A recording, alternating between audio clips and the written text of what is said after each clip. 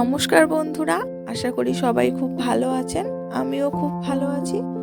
আমার আর একটা নতুন ব্লগ ভিডিওতে আপনাদের স্বাগত। তো আজকে আবারও একটা বিয়ে বাড়িতে চলে এলাম। তো এটা ছিল আমার বরের একটা স্কুল ফ্রেন্ডের বিয়ে। তো এই যে দেখুন, এই যে বিয়ের গেট এটা। তো গেটের সামনে চলে এসে তো আমরা একটুখানি প্রথমেই দুটো সেলফি তুলে নিয়েছি আমরা কর্তা গিন্নি মিলে। তো এরপর আমরা যেখানে অনুষ্ঠানটা হচ্ছিল সেখানে যাচ্ছিলাম। তা অনুষ্ঠানটা হচ্ছিল যে হলের 3 তলাতে। তো এই শাড়ি পরে 3 তলা অবধি হেঁটে হেঁটে সিঁড়ি ভেঙে উঠতে সত্যি কথা বলতে আমার তো একটু ভালোই কষ্ট হয়ে গেছিল।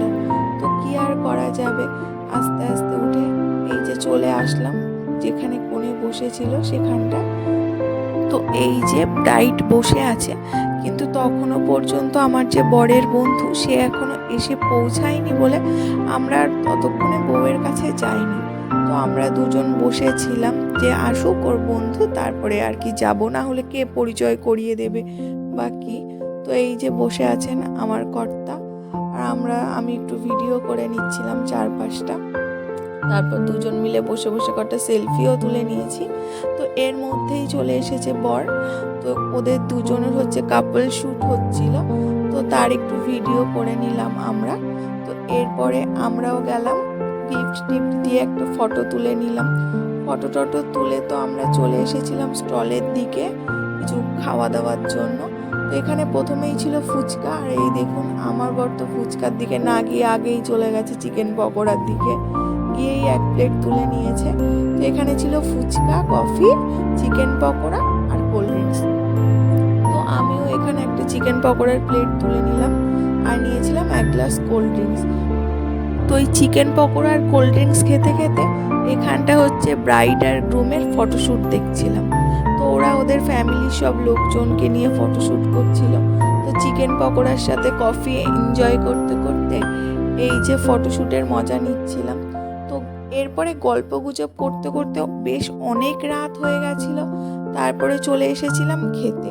তো এই যে দেখুন খেতে বসে গেছি আমরা সবাই। তো এখানটায় তো ক্যাটারিং সার্ভিস শুরুও হয়ে গেছে। তো সবার প্রথমেই এখানে দিয়েছিল কাটলেট আর সবুজ চাটনি। সত্যি কথা বলতে এত গরম পড়েছিল ওই দিন, একদমই খাওয়া দাওয়ার রুচি ছিল না আমার, একদম তো খেতে ইচ্ছা করছিল না।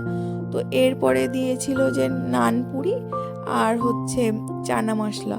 তো ওই নানপুরি চানা মশলা তো আমি খাইনি, এটা আমার বরের প্লেটের ছবি। তো তারপরে চলে এলো ভেজ ডাল আর আলু ভাজা। তো ভেজ ডাল আলু ভাজার পরে দিয়েছিল কাতলা মাছের কালিয়া। তো কাতলা কালিয়াটাও আমি যথারীতি খাইনি, ওটাও আমার বরের পাতের ফুটেজ। তারপরে এসেছিল পমফ্রেট মাছ। তো পমফ্রেট মাছ তো আমার খুবই পছন্দের, তাই ওই মাছটা নিয়েছিলাম।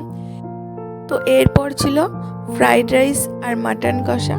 তো প্রতিটা রান্নাই খুব ভালো হয়েছিল, কিন্তু গরমের জন্য সত্যি কথা বলতে খাওয়ার ইচ্ছেটাই ছিল না। তো এরপর চলে এলো চাটনি, পাঁপড়, মিষ্টি, সন্দেশ।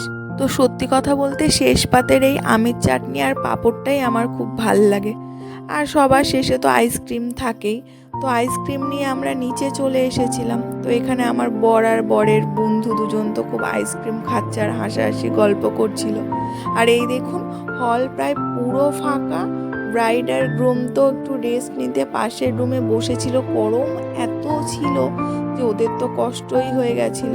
তো আমরা আর কি করব, অনেক রাত হয়ে গেছে, ওদেরকে গুড নাইট বলে বাড়ির পথ ধরলাম।